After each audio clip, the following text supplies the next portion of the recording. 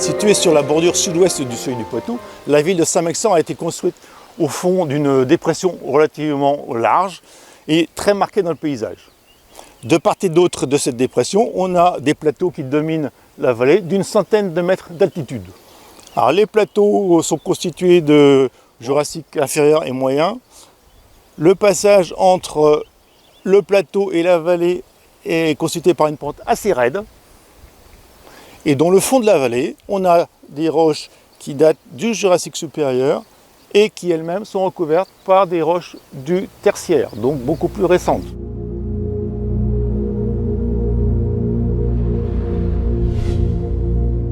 Alors nous sommes à présent sur le site du Puy d'Enfer, à environ 80 mètres au-dessus du fond de la vallée de la Savagne-Orthez. Ici, les roches sont beaucoup plus anciennes, puisqu'elles datent du Paléozoïque, c'est-à-dire d'il y a environ 500 millions d'années. Ces roches constituent les racines d'une ancienne chaîne de montagnes, qu'on appelle la chaîne Varisque, qui s'est formée en Europe il y a 300 millions d'années. Donc si on voulait trouver ces roches sous la ville de Saint-Mexant, il faudrait creuser sur une profondeur d'environ 80 mètres. Ceci montre qu'entre cette partie ici au Puy d'Enfer et la ville de Saint-Mexant, il y a un décalage d'environ 100 mètres. Sur la carte géologique, on distingue trois secteurs. Au nord-est et au sud-ouest, la couleur bleu foncé représente les roches du Jurassique inférieur et moyen. Au fond de certaines vallées, on voit en rose des roches plus anciennes, qui sont d'âge paléozoïque. Au centre de la carte, le Jurassique supérieur est en bleu clair, recouvert par le tertiaire, qui est d'origine lacustre, et les alluvions de la Sèvre, qui sont représentés en blanc. La zone centrale est limitée par des traits noirs. Ce sont des failles qui limitent cette structure, que l'on appelle un graben. La formation d'un graben est provoquée par des forces d'étirement des terrains qui sont perpendiculaires à l'axe de la structure.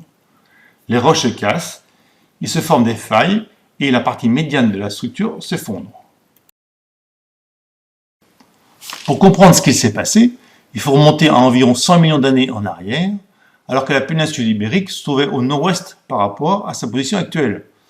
Donc, petit à petit, cette péninsule a effectué un mouvement de rotation vers le sud-est, est entrée en collision avec le reste de l'Europe, et elle a donné naissance à la chaîne des Pyrénées.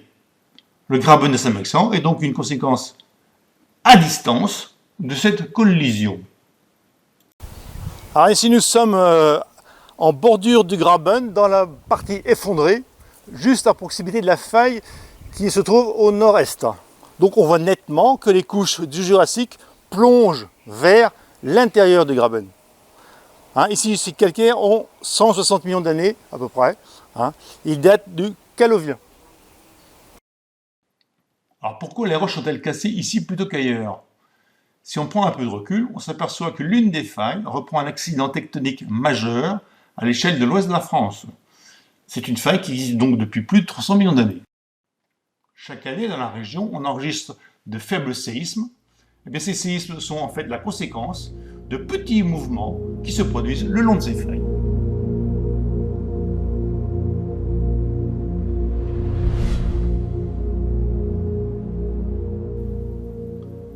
Le paysage de Saint-Mexant est bien lié à la composition et à la structure du sous-sol, c'est-à-dire à la géologie.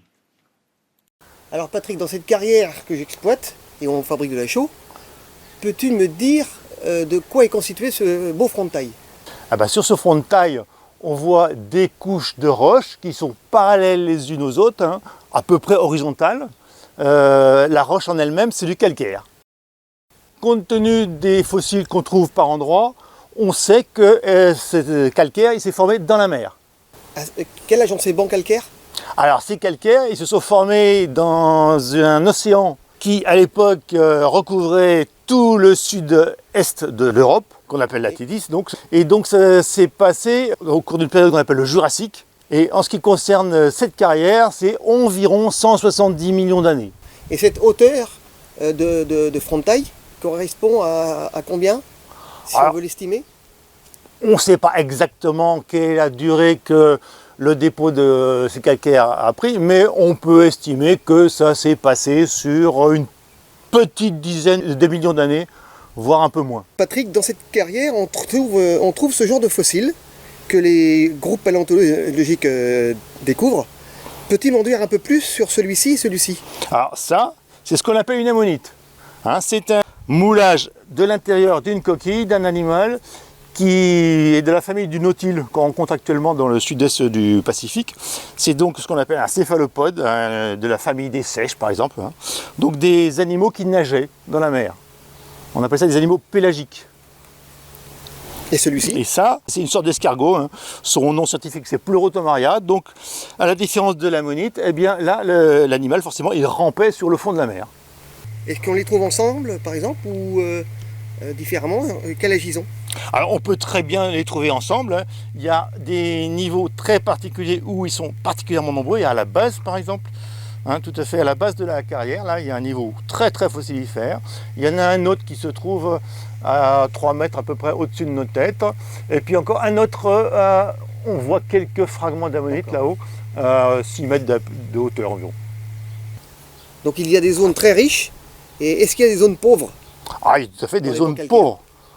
Hein, par exemple, devant nous, on ne voit pas la trace d'un fossile. Enfin, au moins à l'œil nu. Si on regardait au microscope, on verrait des fragments de fossiles.